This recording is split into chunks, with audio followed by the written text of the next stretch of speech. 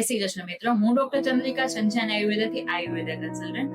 આજે આપણે વાત કરીશું સૌથી મૂંઝવતો પ્રશ્ન એટલે કે ઓબેસિટી વિશે, એટલે વજનમાં સતત વધારો થવો. આયુર્વેદ શાસ્ત્રમાં આ સમસ્યા હજારો વર્ષ પહેલા વર્ણવેલી છે.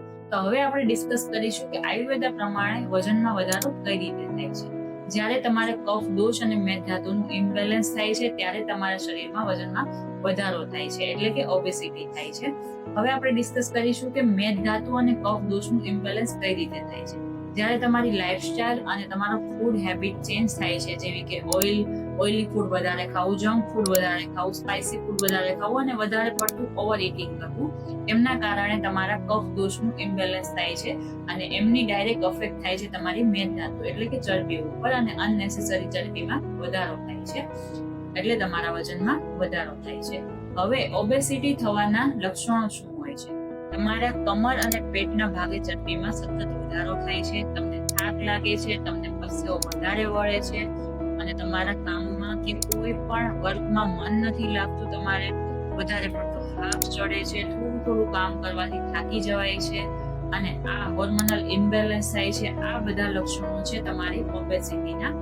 આયુર્વેદામાં ઘણા લોકોને એવું લાગતું હોય છે કે ઓછું ખાવાથી, એક્સરસાઇઝ કરવાથી કે પછી જીમ ડાયટ ફોલો કરવાથી તમારા વજનમાં ઘટાડો થઈ શકે છે. ના, એવું બિલકુલ નથી હોતું. એ એકમાત્ર ટ્રીટમેન્ટનો પાર્ટ છે. એના માટે તમારા વજન ઘટાડવા માટે આયુર્વેદ પ્રમાણે તમારે કફ દોષ અને મેદ ધાતુનું બેલેન્સ કરવું જરૂરી છે. એમના માટે તમારે તમારા ડાયજેશનને પ્રોપર કરવું જરૂરી છે, જેથી તમારી જે અંદરથી ચરબી બને છે એ બનતી અટકે અને પછી તમારી ચરબીને ઓગાળવી જરૂરી છે. તો જો તમે ખાલી ચરબીને બહારથી ઓગળ્યા જ કરશો, એટલે કે તમારું ફેટ બર્ન કર્યા જ કરશો, પરંતુ અંદરથી જે બને છે એ બનતી નહીં અટકે ત્યાં સુધી એ વસ્તુ રિપીટેડલી થયા જ કરશે. અને હા, સ્થૂલ્ય એક મોટી સમસ્યા નથી, એટલે કે ઓબેસિટી. આયુર્વેદમાં ઓબેસિટીને સ્થૂલ્ય કહેવામાં આવે છે. તો ઓબેસિટી એક મોટી સમસ્યા નથી, પરંતુ ઓબેસિટીના કારણે જે હેલ્થ ઇશ્યુ થાય છે, જેવા કે તમારા હાર્ટબીટમાં વધારો થવો, હાર્ટ ઇશ્યુ થવા, અથવા તો બીપીમાં વધારો થવો, ડાયાબિટીસ થવું, તમને વધારે પડતો થાક લાગવો, થાઇરોઇડની પ્રોબ્લેમ્સ, હોર્મોનલ ઇમ્બેલેન્સ જેવી ઘણી બધી સમસ્યા ઓબેસિટીને કારણે થતી જોવા મળે છે. તો આ વસ્તુના કારણે એમની ટ્રીટમેન્ટ કરવી જરૂરી છે. તો એમના માટે તમારે આયુર્વેદિક ડોક્ટરનું પ્રોપર કન્સલ્ટેશન જરૂરી છે. તમારે કયું ડાયટ લેવું જોઈએ, કઈ એક્સરસાઇઝ કરવી જોઈએ અને કઈ મેડિસિન લેવી જોઈએ, કે જેથી તમારી ડાયટ પ્રોપરલી થાય અને તમારા ઓબેસિટી થવાનું રીઝન શું છે એ જાણવું જરૂરી છે.